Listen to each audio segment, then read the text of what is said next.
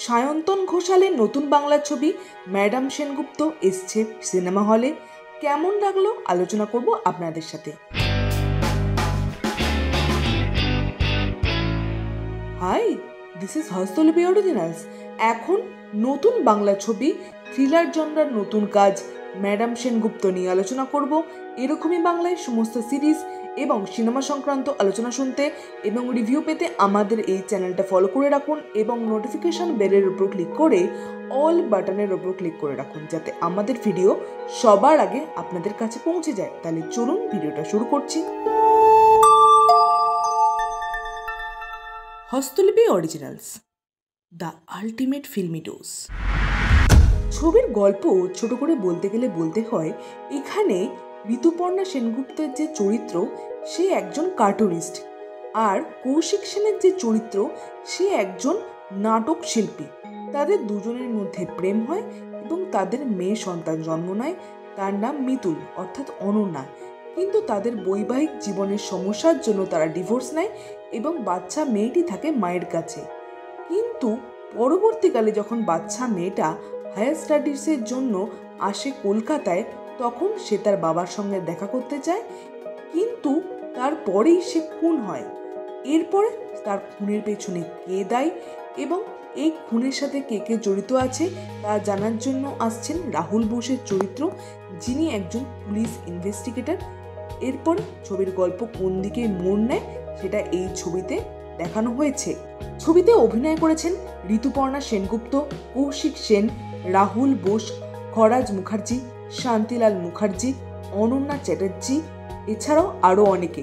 প্রত্যেকে নিজের জায়গা থেকে অভিনয় বেশ ভালো করেছে।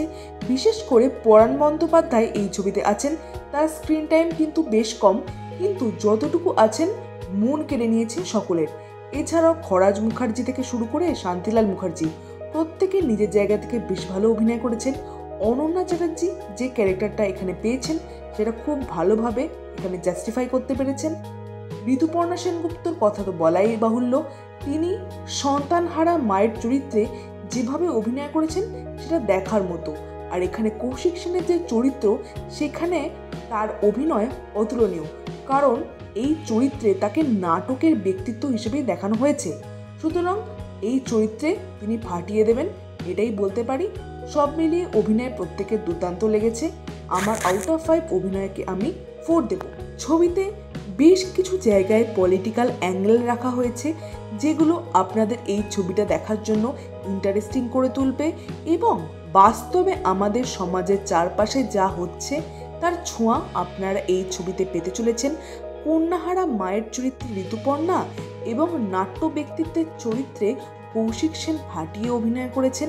তাদের স্বামী স্ত্রীর দ্বন্দ্ব, ইগো, সূক্ষ্ম সূক্ষ্ম অভিমান, অনুভূতি সব কিছুই এই ছবিতে সুন্দর করে ধরানো হয়েছে এবং ছবিতে যে আর্টওয়ার্ক করা হয়েছে সেটা আমার বেশ ভালো লেগেছে। কোনো কিছুই দেখে আপনাদের অবিশ্বাস্য বলে মনে হবে না। স্ক্রিন প্লে বা চিত্রনাট্য এখানে বেশ টাইট রাখা হয়েছে এবং অভিনেতা অভিনেত্রীদের অভিনয়ের জন্য এই ছবিটা ভীষণই এনগেজিং হয়েছে। স্ক্রিন প্লেকে আউট অফ 5 3.5 দেব এবং এনগেজিং ফ্যাক্টরটাকে আউট অফ 5 3 দেব। এরপরে যদি ডায়ালগের কথা বলি তাহলে বলতে হয় ডায়ালগ কিন্তু আমার ঠিকঠাক লেগেছে। আউট অফ 5 ডায়ালগকে আমি 3 দেব। এখানে একটাই গানের ব্যবহার করা হয়েছে যেটা অনুপম রায়ের পরিচালনায় আছে, সেই গানটা কিন্তু আমার বেশ ভালো লেগেছে এবং গানটা ছবির ঠিকঠাক জায়গায় প্লেস করা হয়েছে। অযথা এই গানটা আপনারা শুনতে পাবেন না।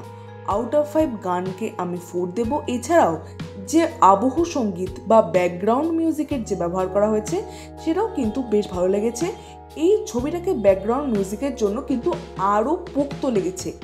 এই ব্যাকগ্রাউন্ড মিউজিক করেছেন Indradeep Dasgupta. Out of 5 background মিউজিককে আমি 4 দেব। এরপরে যদি কালার গ্রেডিংয়ের কথা বলি তাহলে বলতে হয় থ্রিলার ছবিতে যে ধরনের কালার গ্রেডিং থাকে এই ছবিতে সেই ধরনেরই কালার গ্রেডিং করা হয়েছে এবং ছবিটাকে কিন্তু টু দি পয়েন্ট রাখা হয়েছে। আমার খুব একটা কিন্তু বেশি লাগেনি সময়। আউট অফ 5 কালার গ্রেডিংকে আমি 4 দেব এবং যেভাবে এডিট করা হয়েছে সেই এডিটটাকেও আমি 4 দেব। সব মিলিয়ে এই ছবিটা কিন্তু বেশ ভালো হয়েছে। এবং ছবিটার গল্পটা যেভাবে ইন্টারেস্টিংলি তৈরি করা হয়েছে এবং অভিনেতা অভিনেত্রীরা যেভাবে ইন্টারেস্টিংলি তৈরি করেছেন সেটা আমার বেশ ভালো লেগেছে। আপনারা অবশ্যই সিনেমা হলে দেখে আসুন ছবিটা। ম্যাডাম সেনগুপ্ত আপনাদের হতাশ করবে না, এটাই বলতে পারি। অবশ্যই কমেন্টে লিখে জানান আপনাদের কেমন লাগছে ছবিটা, এবং কে কোথা থেকে আমাদের এই ভিডিও দেখছেন সেটাও কমেন্টে লিখে জানাবেন। আর আমাদের এই ভিডিওটা লাইক করতে মিস করবেন না প্লিজ।